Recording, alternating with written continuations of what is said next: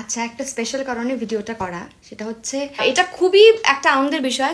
শ্বেতা নাকি অন্তঃসত্ত্বা, বাবা হবেন অভিনেতা রুবেল দাস। কি বললেন অভিনেতা শ্বেতা ভট্টাচার্য? আমি যেখানেই যাচ্ছি, ডক্টরের চেম্বারে গেলে অনেকেই আমাকে এই প্রশ্নটা করছে, আমি প্রেগনেন্ট কিনা। সোশ্যাল মিডিয়াতে আমার মানে অনেকে কংগ্রেস জানিয়েছে, তার জন্য আমার খুব ভালো লাগা রয়েছে। Thank you for that.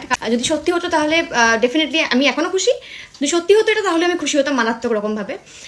বিশ্বাস করুন, যদি আমার মধ্যে মানে কেউ আসে, আমি যদি কাউকে আমার গর্ভে ধারণ করতে পারি, সেটা আমার কাছে ব্লেসিং। আমাকে জানাবে আগে, হ্যাঁ, আমিও জানবো আমি আগে। নিজেই চাই না। তো এটা আমার কাছে ব্লেসিং হবে। কিন্তু এই মুহূর্তে আমাদের সেরকম কোনো প্ল্যান নেই। এখন শুধুমাত্র দুজনেরই ফোকাস কাজের প্রতি। আমরা কাজ করছি মন দিয়ে।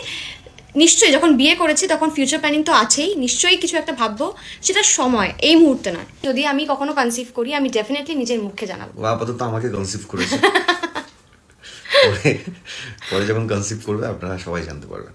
প্লিজ আপনারা এইসব রুমার ছড়াবেন না এই মুহূর্তে। ওকে কাজ করতে হবে। এরকম যদি আপনারা ছড়াতে থাকেন তাহলে কোনো প্রোডাকশন হাউস ওকে কাজ দিতে চাইবে না।